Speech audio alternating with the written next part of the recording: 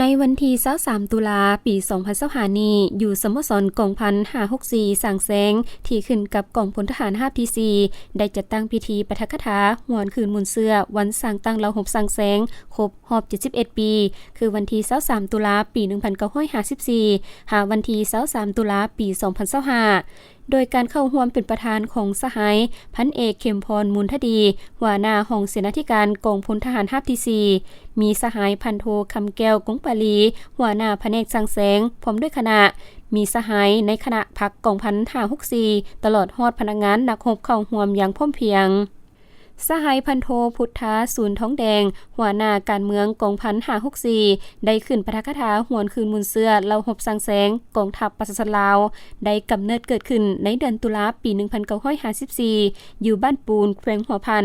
ในท่ามกลางสภาพการต่อสู้สงครามหุกหานของพวกลาวเมืองขึ้นแบบเก่าและแบบใหม่ที่เข้ามาหุกหานลาวเป็นเวลา60กว่าปีผ่านมาการจัดตั้งของกรมกองเราหบสร้างแสงในเวลานั้นแม้นมีเพียงแต่1กองห้อยเอกราชใส่ชื่อว่า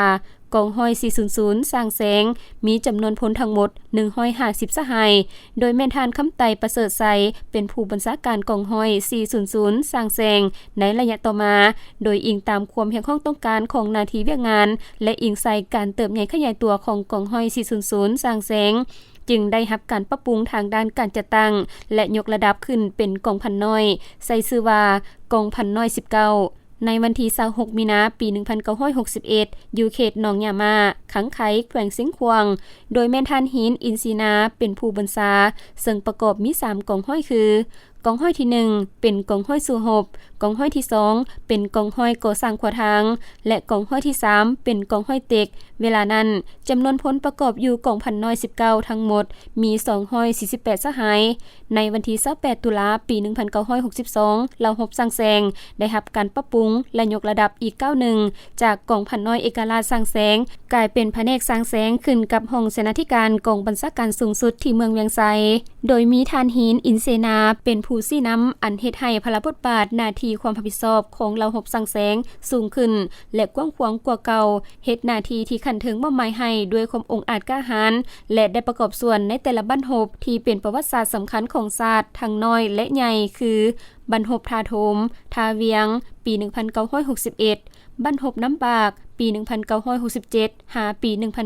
1968บั้นหบโอเดแอนปี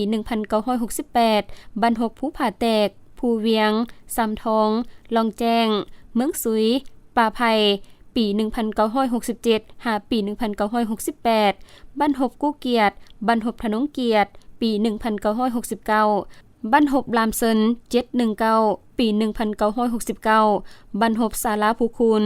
กาสีวังเวียงแต่ปี1971หาปี1975และบั้นหบอื่นๆได้มีหลายสหายได้คัดเลือกเป็นนักรบแข่งขันวีรสนแห่งชาติอย่างสมเกียรติโอกาสนี้สหายพันเอกเข็มพรมูลทดีหัวหน้าห้องเสนาธิการกองพลที่4ได้มีคำเห็นโอ้ล้มและเน้นหนักให้คณะพักคณะบัญชาตลอดฮอดนายและพลทหารทั่วกองพัน564สร้างแสงจงพร้อมกันสืบต่อขยายมุนเสื้ออันดีงามของพนักงานรุ่นก่อนติดพันกับการพัฒนาปรับปรุงกรมกองเพิ่มทวีความสามัคคีภายในและภายนอกเฮ็ดเวียกเป็นหมู่คณะแบ่งเวียกให้บุคคลรับผิดชอบอย่างคักแน่เอาใจใส่ยกสูงหน้าที่การเมืองของตนและเฮ็ดให้กรมกองกลายเป็นกรมกองปลอดภัยเข้มแข็งนักแน่นในซุมปีต่อไป